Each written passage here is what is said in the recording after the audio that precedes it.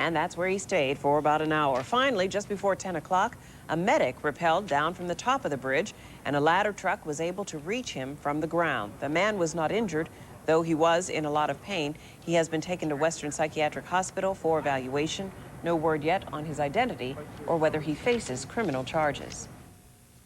The Wilkinsburg School Board has voted in favor of turning over the operation of one of its elementary schools to a private company. Stu Emery reports on an emotional night in Wilkinsburg.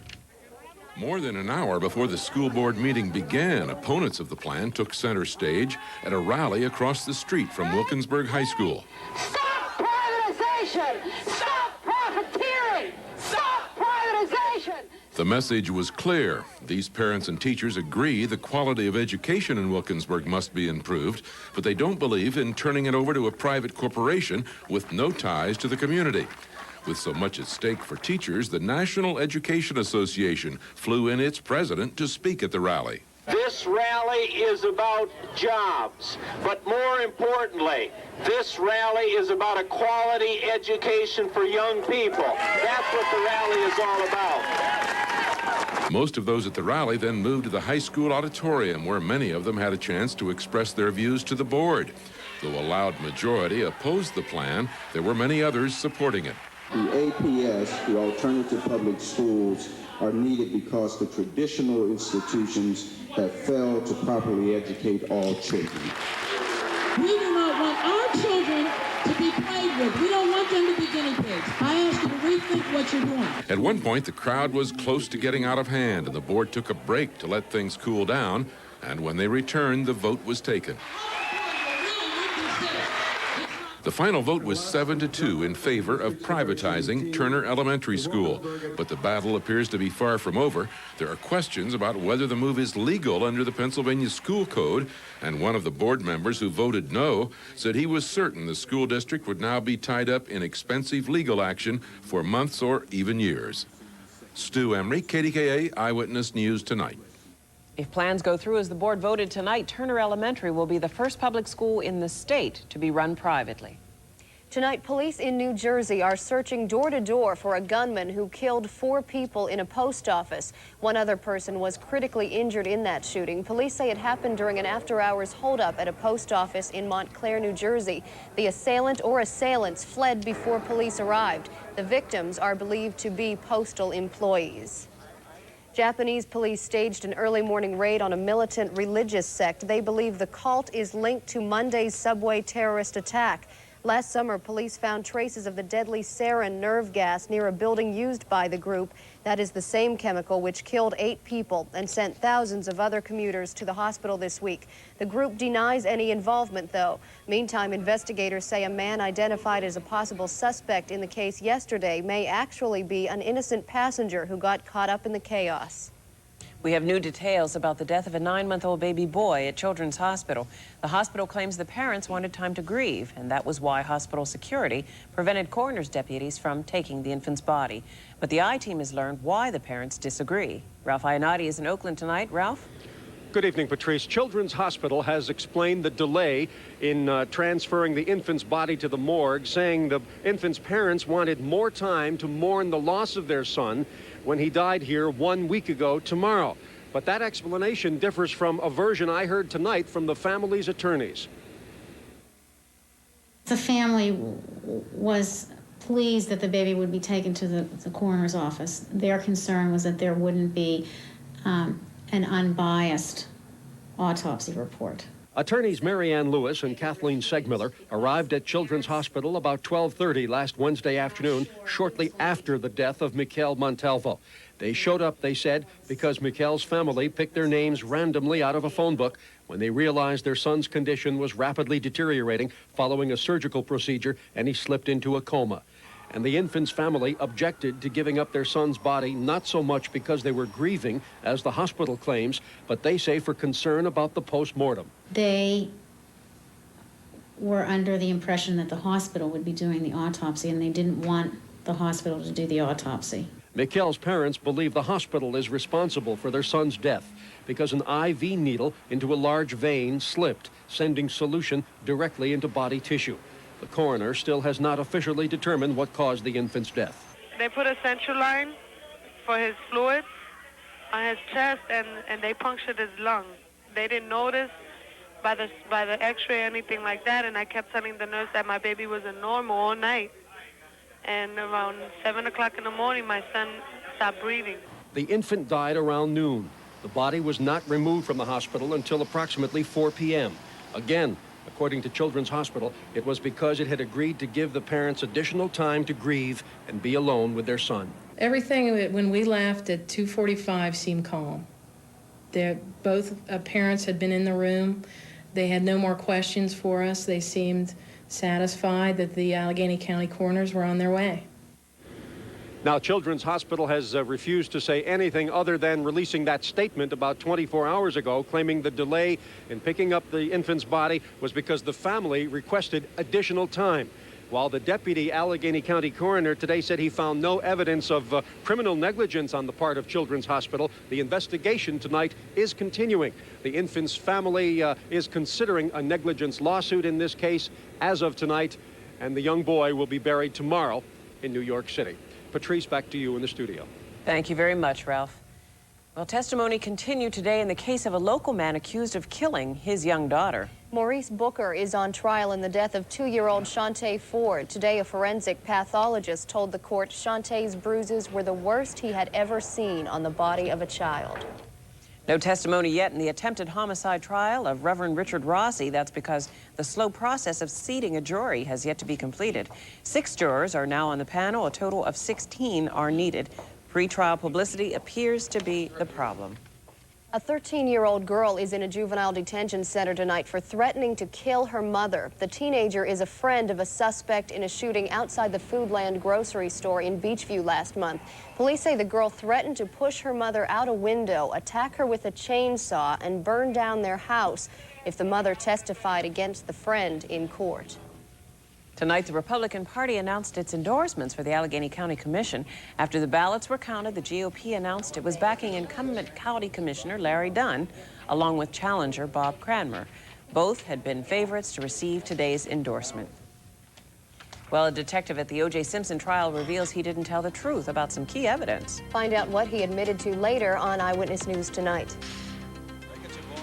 This is Bob Pompiani. The Penguins might be hitting stride again. They won for the second time in 2 games. Highlights from Buffalo coming up in sports. And Bob, how about our weather? Pretty decent day tomorrow. At least by afternoon. The morning doesn't look very good right now. We do have a little rain around, a few showers here and there. The temperature's dropped on down to 41. Humidity 82%, and the wind is out of the northwest at 21. Occasionally it gets up to around 26, 27 miles an hour, and the pressure rising just a wee bit during the past few hours, 29.63 inches. Back in a few minutes, tell you about some pretty nice weather over the weekend.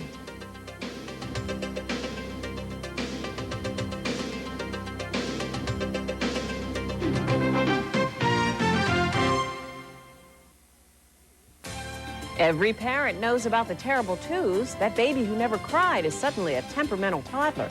So how do you handle the toddler years? We'll have tips from a best-selling author. What to expect from the toddler years on the next Katie Live at 5. On the next Extra, the stars reveal their sexual fantasies. I always like... Then there's something new and wild on cable TV. My eyes and my thighs have seen the glory. The story's only on Extra. Wednesday at 7:30. WTVE presents the Coca-Cola Starlight Concert Calendar, brought to you by Coca-Cola Classic.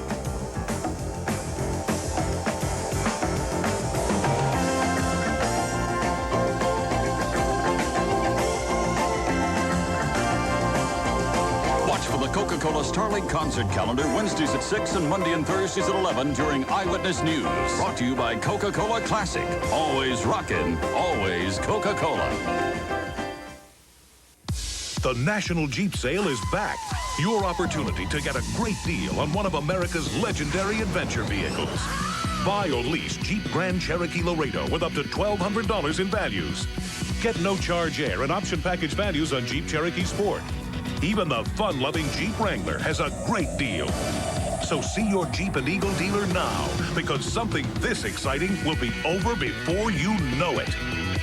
See your local Jeep and Eagle dealer. Now, the Tri-State's winning lottery numbers. Be sure to watch the live drawing of the Pennsylvania Lottery every night right after Eyewitness News at 6, exclusively here on KDKA TV2.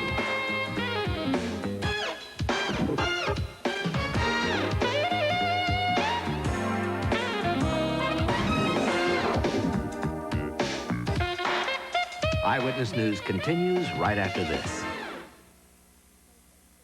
When someone hates your boyfriend, he controls everything she does. He's controlling, begs you to break up. You think that he's using her? I think so. He protects me. Could they know best? It's you that's ruining her life. Next, Ricky Lake. Wednesday at 9. I was going to build a deck. These prices? Now I'm thinking gazebo, too. I told the checkout lady it's marked $14. I'm only going to pay $14. She said, that's right. I got this $55 drill for 32 bucks. They say it's right. I say it's a fluke. Eckinger now has the lowest prices on the items you want most. Did you see my husband around here?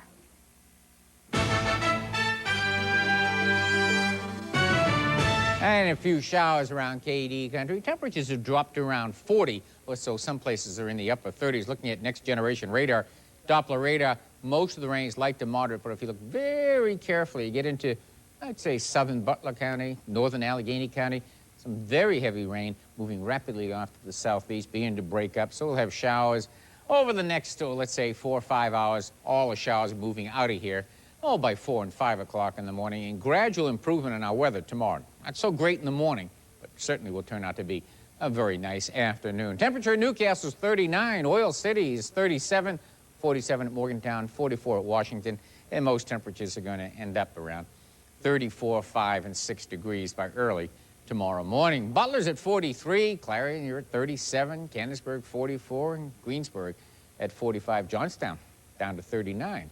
All right, now, satellite, what's showing up? Well, overcast skies all through the area. Some breaks up here in southern Michigan, extreme northern Ohio, northern Indiana.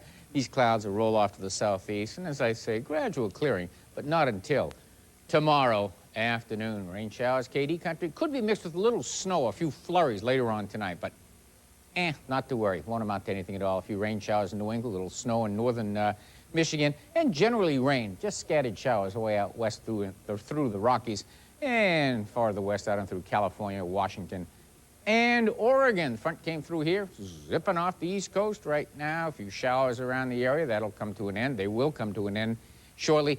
Milder air already moving into the Plain States. Some temperatures in southern and western Kansas get up to 80 degrees this afternoon. So milder air moving northeast in a big hurry. Temperatures in most of Florida today up into the 80s. So as the warm air moves off to the northeast, runs up over the colder air, a little bit of rain and drizzle on Thursday. And then things look pretty good on Friday and the weekend, looking very, very good, at least in the 60s on Saturday and Sunday. And it could be warmer than that. Temps tomorrow, though, for the most part, upper 40s, low 50s, but 70s and 80s, not too far to our south. So this is the way it's shaping up. According to AccuWeather, my forecast looks like this. We'll have a few showers around, cloudy skies, and temperatures dropping into the mid-30s. Showers should be ending by 3, 4, 5 o'clock in the morning. Now, tomorrow, all right, cloudy in the morning, then becoming mostly sunny. By afternoon, turn out to be rather pleasant. A little on the nippy side, seasonable temp, though. 52 or so for that high tomorrow afternoon. And on into Thursday, a little rain, a little drizzle, a little drizzle, 60 or so. And on Friday, looks like sunshine, upper 50s, warm up at least into the 60s on Saturday. And hey, we have a good chance of hitting 70s on both Saturday and Sunday. We'll let it go at that right now. The weekend looking pretty nice. Nice day tomorrow, at least in the afternoon. That sounds good to me. Sounds good to me, too. Okay, thanks very much, Bob. Renowned author, poetess, actress, and civil rights activist Maya Angelou was honored at a local college tonight. She received an honorary degree, Doctorate of Humane Letters at Westminster College in Lawrence County, and she then recited some of her poetry before a sold-out audience. She does not know her beauty. She thinks her brown body has no glory.